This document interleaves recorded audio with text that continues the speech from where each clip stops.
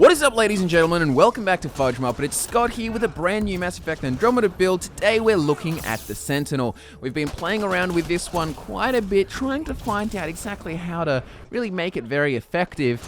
And we've got a bit of an interesting hybrid. It's almost got Vanguard-ish elements with the use of charge and a shotgun.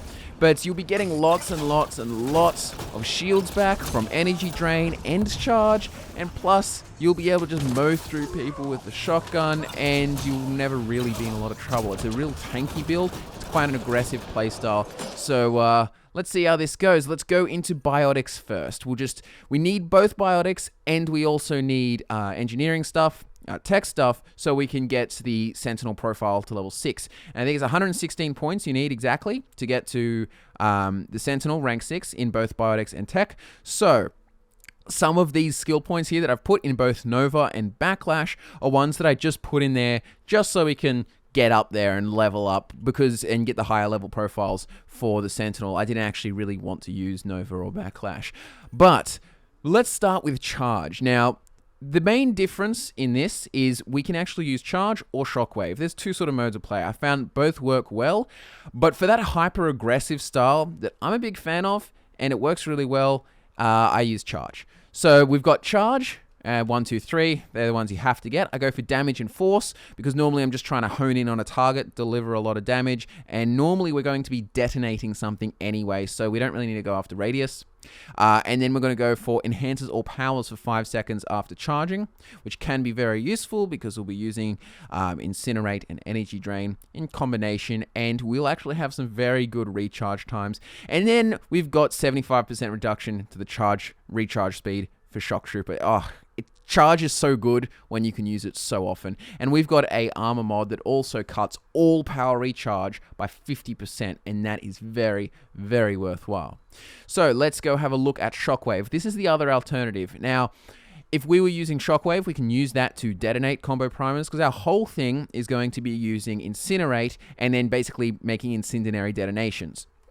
So you got your first three, and then I reckon go Radius, Reach, and Anti-Armor. Now, for Radius and Reach, I think it's important because we just want to get it, to just smack as many people as we can, and also because our Incinerate's going to be a bigger radius and hit 2 targets, because we'll be going after double Incinerate. We wanted the biggest, widest arc of damage to get as many explosions as possible going on, so we could potentially hit both of the 2 targets that have been hit with Incinerate, and then cause a fire detonation. Anti-Armor, I did at the end, just because, armor is a pain in the ass. But also, lifting Shockwave is sort of about priming for combo detonations, and we're not really using them. I don't know. I personally just used it. In theory, it seems like it could be cool, but I actually didn't really like it. Normally they're sort of out of my sight, and they're floating off everywhere, and I'd rather just be able to just kill through armored targets or something quicker or better. I'd rather them just stay on the ground, just get knocked over, and then I can easily approach them with a shotgun and shoot them, instead of them floating off and disappearing. So that's up to you, but I did prefer anti-armor. Now, let's go through the passives. You've got the first 3 that we have to get. I went plus 10% max shields, because we're going to have lots of shield getting back, shields with charge, and also energy drain. Then we have Biotic Alacrity, which we've got the 10% weight capacity, which is okay, and the shield cost, the movement speed, yada, yada, yada. I just wasn't going to bother with the Biotic Link, because both Shockwave and Charge don't really have a continuous active Biotic effect, so we won't be getting any advantage from that. That's better if you have something for Singularity, or you're using Pool or something. And as for this one, we're not actually going to be killing heaps with Biotics. It's going to be a pretty even split of no, not even an even split. Less so with biotics, more so with tech skills, and more so with weapons. So instead we go for saving barrier. So if we ever do get to really low health, we get bang, 100% all our shields back, and that's absolutely perfect. It's just a little, saving grace thing. So offensive biotics, bang, bang, bang. We get the recharge speed, because the recharge speed, I just like to be able to use it as much as possible, especially when using charge, because we can use that just so frequently, and it makes you so mobile. Then we've got biotic detonation, which I think is just, look, either one here.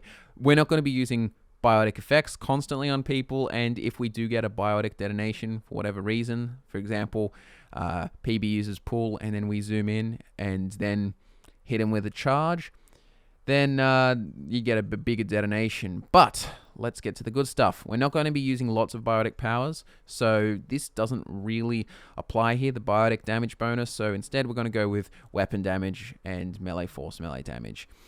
So let's go into containment. 1, 2, 3. Go for radius, making a bigger radius for your shockwave or your charge, just basically over duration, because neither of those use duration at all.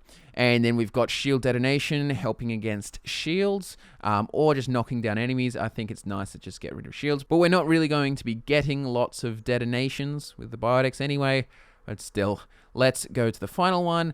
We're not going to be keeping lots and lots of people held in biotic effects, so this won't benefit us here, but instead we want the increase into radius and force, because why not? And it makes shockwave pretty crazy. Now let's hit up our tech skills. Now you can see that overload and cryobeam were just taken so that I can get a higher level sentinel profile. But let's go through incinerate. Now this is a big bread and butter of this character. We're going to be using incinerate to basically ignite everyone before we charge in and then blow them up with this big fiery explosion. So we get the first 3, we have to. Now we're going radius because we want to be able to affect as many people as possible, because we're relying more so on the actual damage of the explosions, the combos, the fire combos. So impact for the initial damage. It's over armor mainly because we're going to be using this on every kind of enemy, and not enemies are armored. It's not just our like for the infiltrator, we used the incinerate to specifically target armored enemies. But for this one, we're just going to be hitting everyone, armor, shield, health, no matter what. So we just want that initial damage to be higher. Now we also want to launch 2 projectiles instead of 1 that seek 2 separate targets, so that we can get in there, charge, bang, explosion, and cause another combo immediately after with like energy drain or something like that. And we don't want to trigger combo detonations, so we went with double incinerate. Now we have energy drain, which is going to be another source of shields, because you charge in, you get shields back, and then what you can also use is this energy drain, which is more powerful against synthetics and shields and stuff as well, and you'll be able to get shields back for you. It also detonates combo primers, so it's going to also be useful to detonate those incinerates. So let's get with the 20% damage and 20% shield restored over the recharge speed. Mainly because it's like 14 seconds and then minus 20%. I don't know, I just did the math and it didn't really seem that beneficial versus the 20% damage and the 20% shield restored. Plus, we've also got some tech passives that help cool down the energy drain later, so I reckon go with this one. Next, we have got Auxiliary Drain, which can affect up to 3 additional nearby enemies, and we thought this would be useful to detonate multiple people that we incinerate, and also just to get like lots of shields drained from around the place. So yeah, we went with Auxiliary Drain here because we're just going for mass. With lots of explosions, lots of detonations, so we're trying to hit as many as we can. And next we have damage, 20% damage, 40% damage versus shields, and 15% damage versus synthetics over Team Drain, because you know what? Fuck your allies, who cares? This is a real hyper-aggressive, it doesn't really matter. It's sort of similar to the Vanguard build, if you want to go check that out, that the allies aren't going to be of greatest importance. And now we've got the important passives at the bottom. The first 3 you need, then who cares about the squad? We're not using tech construct, so we went with this one. Next we have team recovery, because tactical revive, I found we never really have to revive fallen squad mates. Normally I manage to fight the whole battle without anyone getting knocked down, so I just figured that I'd use the team recovery more often. And then finally we have life support, and the reason we use this is because in case we ever do get fucked up because of our risky charge-in headstrong playstyle. So if we charge in and all of a sudden we've lost a lot of damage because, like, I don't know, one of those big L-core things hits us, we can use energy drain, bang, get some shields back, but also get that health regeneration happening again while we can run away. Because what this does is improves the regeneration rate for your health for 3 seconds after using a tech power. Now, let's go to offensive tech. 1, 2, 3, anti-armor over shields, because I find shields can normally be dropped more so easily with our energy drain, and also with the fact that we just got a shotgun to blast them away with. But anti-armor, I find armor is more of a pain, and we can use incinerate to further increase this damage. We've got the 20% tech damage bonus to armor, so when we use incinerate, it'll do even more damage. Now, the 30% tech detonator damage bonus, that's what we want because we'll be using plenty of those. And then also at the end, we're not using a whole bunch of different elemental stuff. So instead, we're going to use technical rounds. So after using tech powers, we get a 30% damage bonus to our weapons, and that lasts for 5 seconds. And that's a pretty good fucking ability because we use tech powers pretty frequently. We use our incinerate, charge in, bang, explosion, shoot with a shotgun, bang, bang, bang, all of those 30% extra damage. Then we've got auxiliary systems.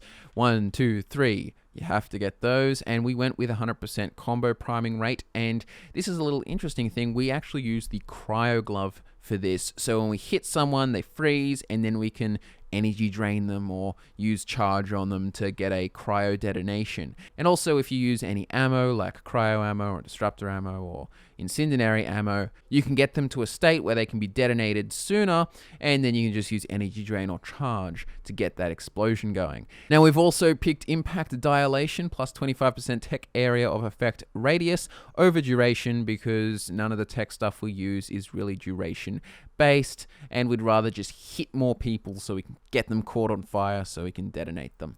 Then we've also got Omni Vents, which is a really, really cool ability. Basically, it improves all recharge rates for all currently recharging powers by 50% when a tech power is activated. So basically, when we use our Incinerate and then we charge in and then we use Energy Drain, it will cut the recharge time of our other abilities by 50%. And that is very, very useful.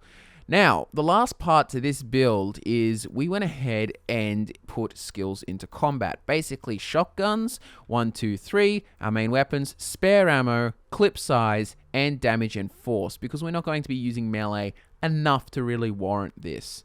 So we also went with combat fitness, 1, 2, 3. Then you can go with this, consumables or regeneration. I just find I don't use consumables enough to warrant getting a whole perk around it. So instead, we're going with this.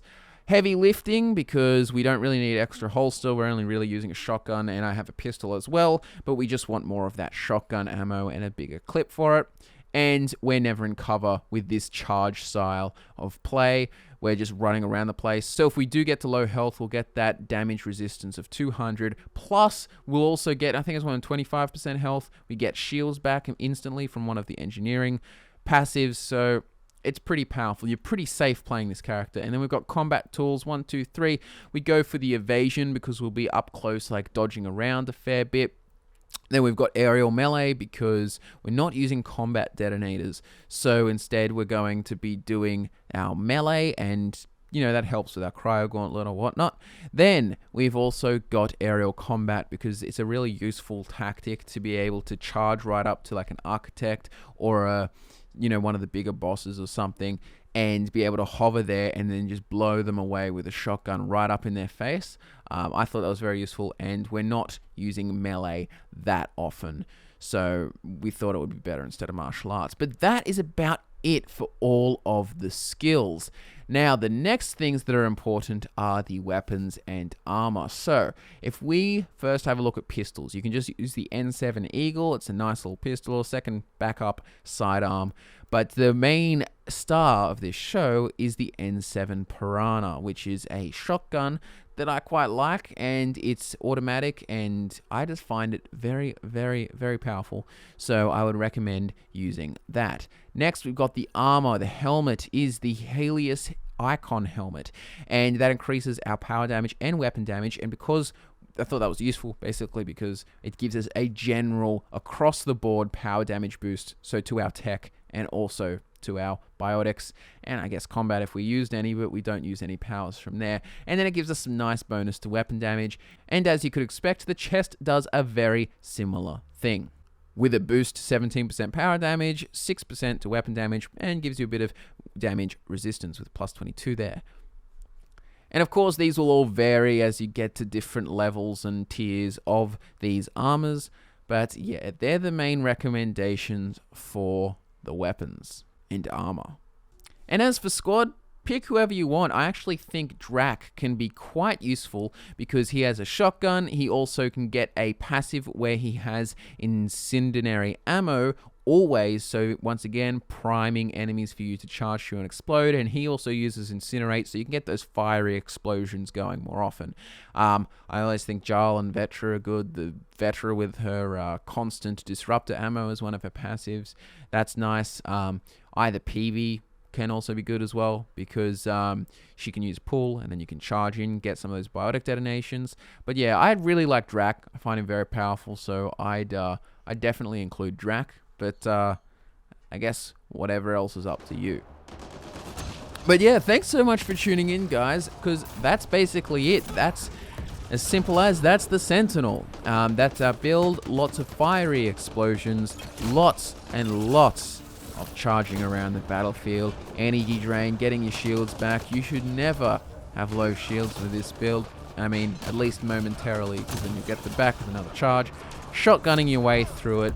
I just thought this was a really cool playstyle. I liked it a little bit more than a traditional Sentinel because I found otherwise I just sort of became this sort of engineer thing with like pull or throw or lance or something, or singularity. I just preferred a real hyper-aggressive playstyle. I find that Andromeda actually rewards hyper-aggressive pretty well, to be honest. Both the Vanguard and this build are quite effective. But yeah, anyways, that's it. Thanks so much for watching. Enjoy the footage that follows. I'm Scott from FudgeMuppet, and I will see you next time.